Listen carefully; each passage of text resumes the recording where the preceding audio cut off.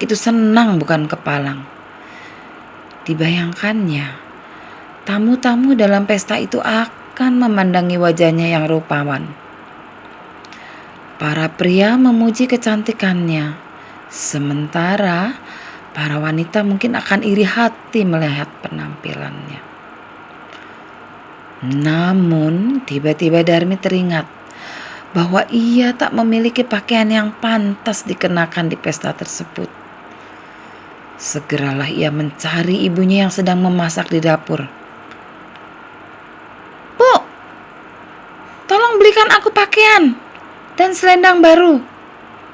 Lusa akan ada pesta di desa utara sungai dan aku tak punya pakaian yang pantas. Bajuku sudah usang semua," kata Darmi merengek. "Bukankah minggu lalu kau sudah beli baju baru? Mengapa tak kau pakai yang itu saja? Masih bagus bukan?" ujar ibu. "Ah, tidak mau. Baju yang itu sudah pernah aku pakai. Malu dong pakai baju yang itu saja. Apa kata orang nanti? Ayolah Bu, belikan aku pakaian lagi." Sang ibu hanya menghela napas panjang mendengar permintaan anak sematawayangnya itu. Ia tak tega padanya. "Baiklah, besok pagi kita akan membelinya di pasar." "Tidak mau," teriak Darmi. "Aku tidak mau pergi ke pasar dengan ibu. Sebaiknya ibu berikan saja uangnya padaku, agar aku bisa membelinya sendiri." "Tapi Darmi, besok ibu harus ke pasar terlebih dahulu untuk menjual kayu bakar yang ibu dapatkan hari ini. Setelah terjual, baru uangnya bisa kau belikan pakaian. Bukankah lebih baik kita berangkat ke pasar bersama-sama?" Darmi terdiam. Ia sebenarnya tidak ingin pergi ke pasar bersama ibunya. Ia malu dan khawatir jika ada orang yang melihatnya berjalan bersama wanita tua itu lalu mengejeknya. Akan tetapi, gadis itu tak punya alasan untuk menolak, sebab uang hasil penjualan kayu bakar ia tak mungkin bisa membeli pakaian baru. Akhirnya Darmi masuk ke kamarnya sambil cemberut dan menggerutu. Keesokan paginya mereka bersiap hendak ke pasar. Darmi terlihat sangat cantik dengan baju merah mudanya yang terlihat mahal. Sementara sang ibu mengenakan pakaian lusuh. Darmi berjalan cepat sekali, membuat ibunya tak mampu mengikutinya. "Hai Darmi, mengapa kau berjalan cepat sekali, meninggalkan aku di belakangmu?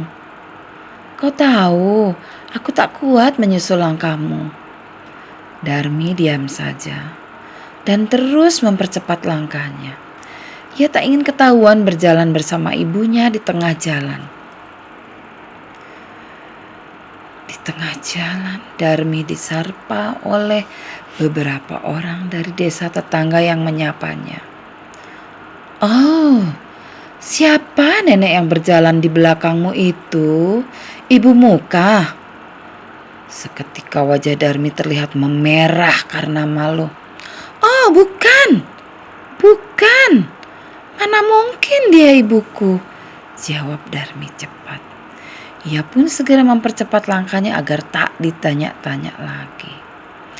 Betapa terkejutnya sang ibu mendengar perkataan anak kesayangannya itu. Rasa marah mulai muncul dalam hati karena gadis itu tidak mau mengakui dirinya sebagai ibu.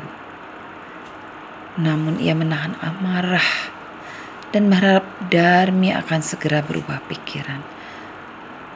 Sayangnya, harapan sang ibu tak terjadi. Sepanjang perjalanan mereka bertemu beberapa orang lagi, dan Darmi terus mengatakan hal yang sama.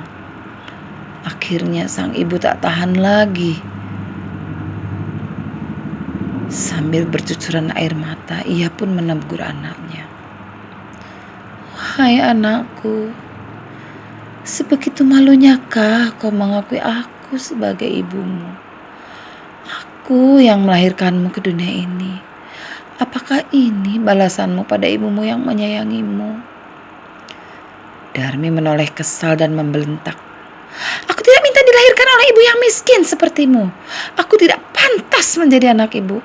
Lihatlah wajah ibu, jelek, keriput, dan lusuh.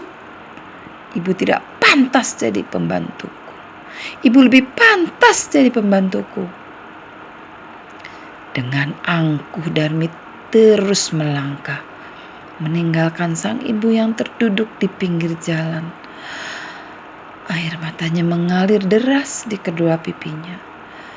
Perasaannya remuk redam, tak mampu ia berkata-kata. Selain menengadahkan kedua tangannya ke langit, rasa sakit di hatinya membuat ia mengucapkan kutukan. "Tuhan, hamba tidak lagi menahan penghinaan anak hamba ini.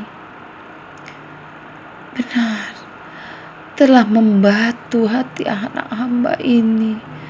Karena itu ya Tuhan, hukumlah anak hamba durhaka menjadi batu."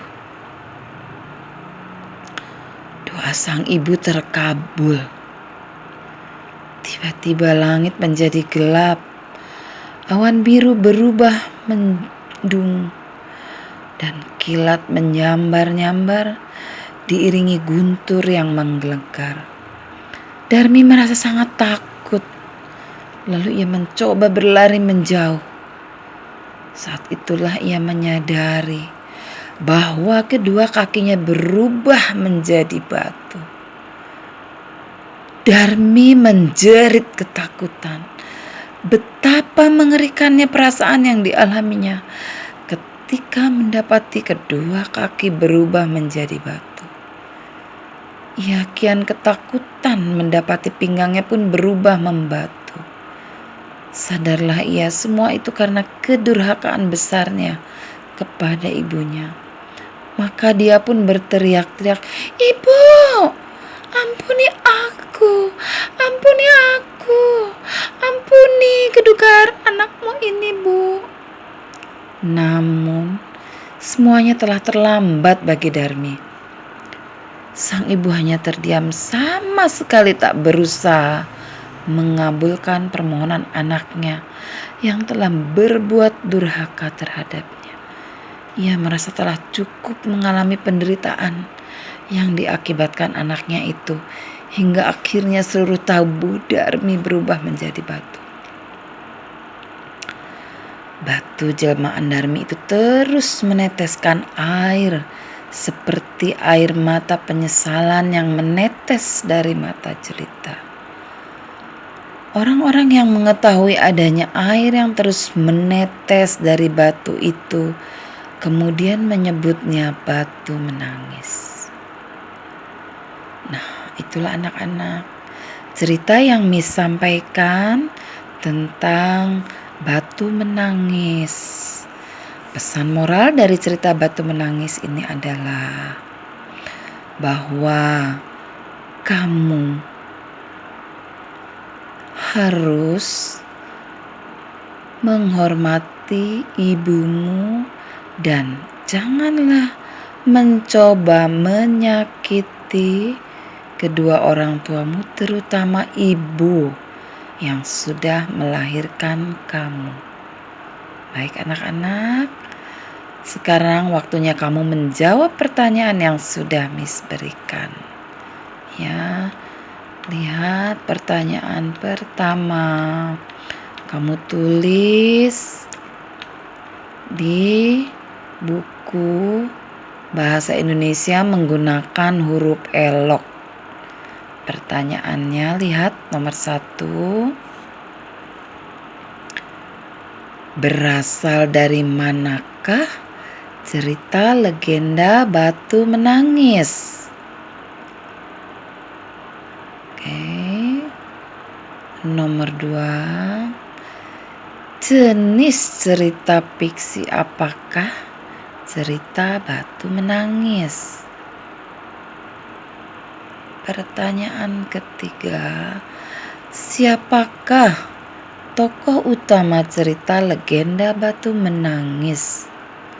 Jelaskan alasanmu. Pada nomor 4, mengapa kamu menyebutkan tokoh utama adalah si A atau si B? Ya, jelaskan alasanmu. Yang nomor 5, siapakah tokoh tambahan cerita legenda batu menangis? Oke, sekarang nomor 6. Siapakah tokoh protagonis cerita legenda batu menangis? Jelaskan alasanmu mengapa disebut tokoh protagonis. Kemudian 8. Siapakah tokoh antagonis cerita legenda batu menangis? Jelaskan pula alasanmu di nomor 9. Mengapa kamu memilih sebagai tokoh antagonis? Nomor 10. Pesan moral dalam cerita legenda batu menangis adalah apa? Dan yang terakhir yang Miss lupa menyebutkan adalah kamu tulis menggunakan huruf elok. Ceritakan kembali secara singkat menggunakan bahasamu tentang cerita legenda batu menangis.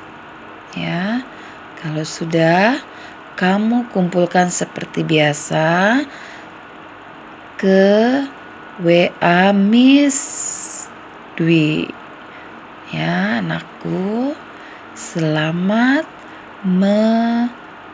mengerjakan tugas yang Miss beri.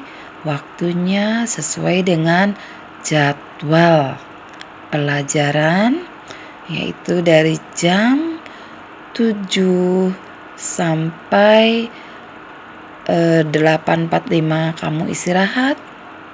Jam 9 kamu mulai melakukan lagi. Miss beri waktu kamu sampai pukul 9.35. Ya, baik anak-anak, cukup sekian. Selamat mengerjakan.